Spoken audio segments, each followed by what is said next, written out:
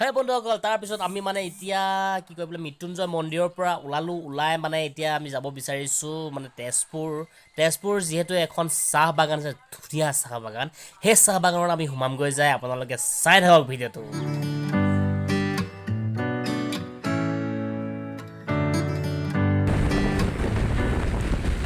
একদম মৃত্যুঞ্জয় মন্দিৰৰ পৰা ওলাই আহি মানে ইমান ধুনীয়া ৰাস্তা, একদম ফাই ৰাস্তা, একদম ক'ব নালাগে মানে এনেকুৱা মজা মানে আৰু ক'ব নালাগে আৰু দেই।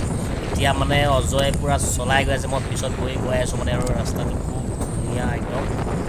চাই থাকক ভিডিঅ'টো আৰু আপোনালোকক অলপ পিছতে দেখুৱাই দিম মানে কেনেকুৱা মানে ধুনীয়া চাহপাত বাগান। বন্ধুসকল, আপোনালোকে জানেনে যে মানে আমি আজি আপোনালোকক কি দেখুৱাম? আজি দেখুৱাবলৈ আহিছোঁ আপোনালোকক মানে এখন চাহৰ বাগান।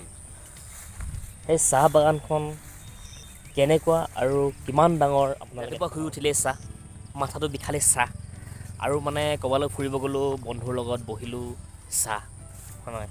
চাহ মানে মানুহৰ জীৱনৰ প্ৰতিটো সময়তে আজিৰ যুগত প্ৰয়োজন, আৰু চাহ সকলোৱে খাওঁ আমি। সেইটো কাৰণে আজি আপোনালোকক মানে চাহপাতৰ বাগান দেখুৱাবৰ কাৰণে আহিলোঁ। এয়া চাওক, এটিকলি গুটিপাতৰ মাজত ধুনীয়াকৈ এপাহ চাহ। ঠিক ডুবু সময়তে আমি বৰ্তমান চাহপাত বাগানখনত উপস্থিত হৈছোঁহি। মানে গোটেই কাম কৰা মানুহবোৰ গুচি গ'ল, বৰ্তমান চাহ তোলা সময়ো নাই, যিহেতু এতিয়া কলম দিয়া সময়। চাহবোৰ গোটেই কলম দি থৈ দিছে। আমি মানে এনেকৈ চাহপাত বাগানখনত সোমাই আহিছোঁ আৰু দেখা পাইছে গোটেই কলম দি থৈছে চাহপাত। আৰু চাওক তলিটো কিমান ধুনীয়া, মানে যদিও মানে বন আছে একদম ধুনীয়া, একদম চাফাকৈ ৰাখিছে। চাওক আপোনালোকক কেতিয়াবা দেখুৱাম চাহপাত মানে কেনেকৈ ছিঙা হয়। আজি যদিহে মানুহবোৰ থাকিলে হয় আপোনালোকক দেখুৱালোঁ হয় মানে চাহপাত কেনেকৈ ছিঙে আৰু কেনেকৈ কি কৰা যায়, কি নকৰে, গতিকে আপোনালোকক দেখুৱালোঁ বাগানখনকে। আজি চাওক, নেক্সট টাইম আপোনালোকক দেখুৱাম।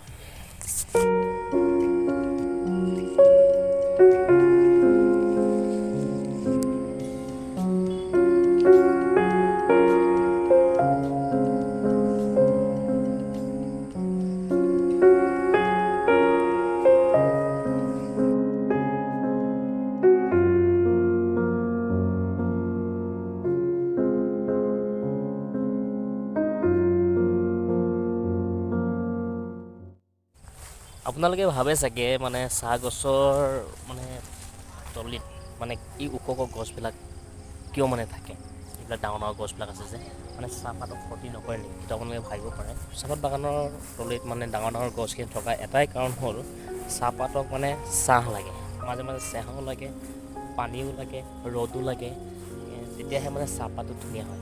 আপোনালোকে জানেনে চাহপাত আমাৰ অসমত প্ৰথমত কোনে আনিছিলে বা কোনে আৱিষ্কাৰ কৰিছিল জানেনে? চাহপাত আমাৰ অসমত এজন ইংৰাজ নৱিকে আনিছিলে। তেখেতৰ নাম কিবা কি আছিলে, কি ৰবৰ্ট ব্ৰছ নে কি নামৰ মানুহ এজনে আনিছিলে আমাৰ অসমত, মণিৰাম দেৱান।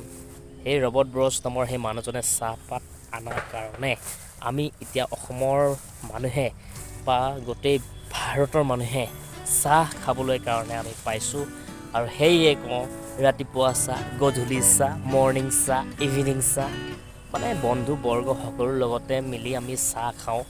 আৰু চাহ খোৱাটো আমাৰ এটা মানে নেচাৰ হৈ গ'ল, কোনো নেচাৰ। সেয়ে তাৰপিছত মানে ইয়াকে দেখুৱাই মানে বিদায় ল'লোঁ আৰু ভিডিঅ'টো এতিয়া সমাপ্ত কৰিলোঁ।